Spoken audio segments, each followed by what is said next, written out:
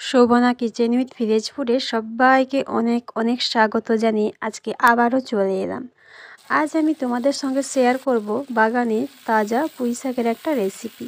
তো রেসিপিটা আশা করি সবারই ভালো লাগবে। পুরো রেসিপিটা দেখার জন্য অনুরোধ রইল। যদি ভালো লেগে থাকে ছোট্ট করে একটা লাইক করে দিও আর আমার চ্যানেলটাকে সাবস্ক্রাইব করে দিও। আর অনেকেই কিন্তু পুঁই শাক খেতে পছন্দ করে না, তো পুঁই শাকে কিন্তু ভীষণ ভিটামিন আছে আর খেলে কিন্তু খুবই উপকৃত শরীরে। তো দেখে নেওয়া যাক আর আমি কী কী নিয়েছি। আমি নিয়েছি বাগানের তাজা একদম পুঁই শাক।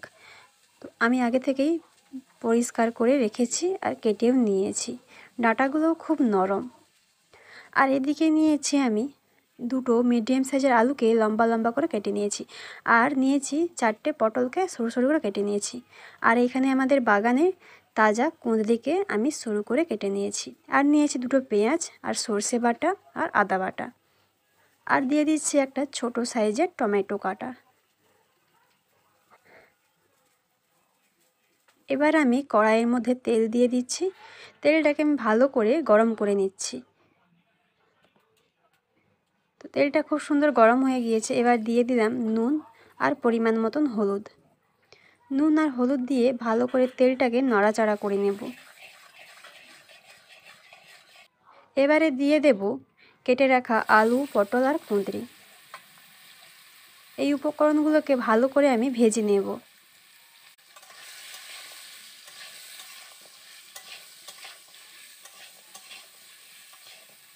কারা কারা পুঁই শাক খেতে পছন্দ করো না অবশ্যই আমাকে কিন্তু কমেন্ট করে জানাবে, আর কারা কারা পছন্দ করো তাও কমেন্ট করে জানাবে।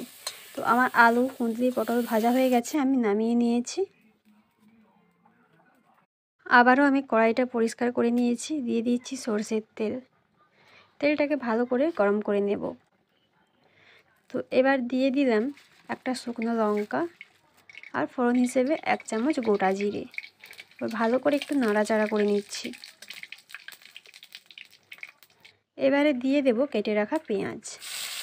পেঁয়াজটাকে প্রথমে ভালো করে ভেজে নেব।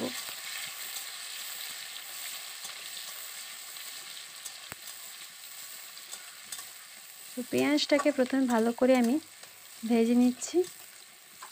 এবারে দিয়ে দেব কেটে রাখা টমেটো। টমেটোটাকেও ভালো করে আমি নাড়াচাড়া করে নিলাম। আর দিয়ে দিচ্ছি পরিমাণ মতো নুন।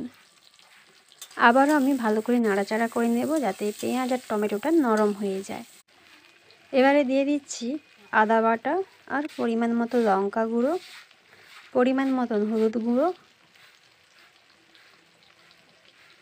এবার আমি ভালো করে নাড়াচাড়া করে নিচ্ছি।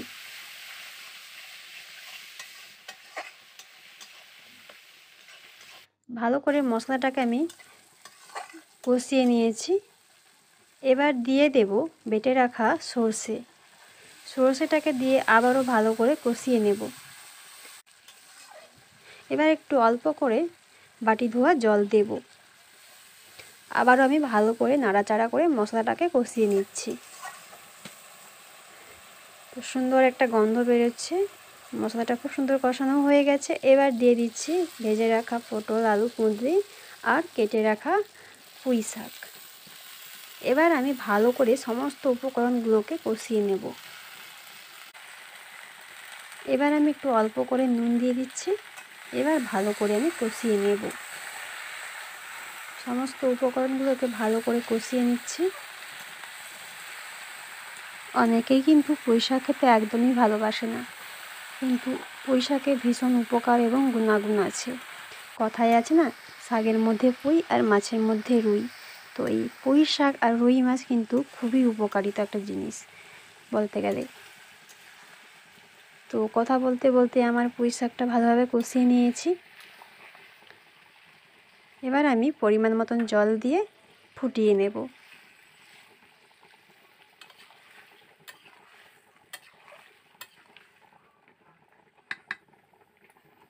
আরও একটু আমি জল দিয়ে দিচ্ছি, যেহেতু পুঁই শাকের ডাঁটাগুলো আছে ওগুলো সেদ্ধ হতে সময় লাগবে, তাই আর একটু জল দিয়ে আমি ফুটিয়ে নিচ্ছি।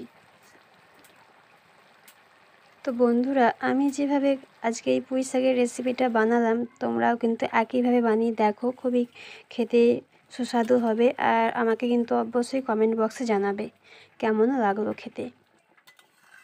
আজকের এই পুঁই শাকের রেসিপিটা আমার একদম রেডি হয়ে গেছে, আমি এবার নামিয়ে নিচ্ছি। আজকের এই রেসিপিটা তোমাদের কেমন লাগলো আমাকে অবশ্যই কমেন্ট বক্সে জানাবে। যদি ভালো লেগে থাকে ছোট্ট করে একটা লাইক করে দিও, আর বেশি বেশি করে বন্ধুদের সঙ্গে শেয়ার করো। আমার এই চ্যানেলটিকে সাবস্ক্রাইব করে দিও, আর পাশে থাকা বেল আইকনটি অবশ্যই ক্লিক করো যাতে আমার দেওয়া ভিডিওগুলো সবার আগে তোমাদের কাছে পৌঁছে যায়। আজকের ভিডিওটি এইখান পর্যন্তই, দেখা হচ্ছে অন্য কোনো পরবর্তী ভিডিওতে। টাটা।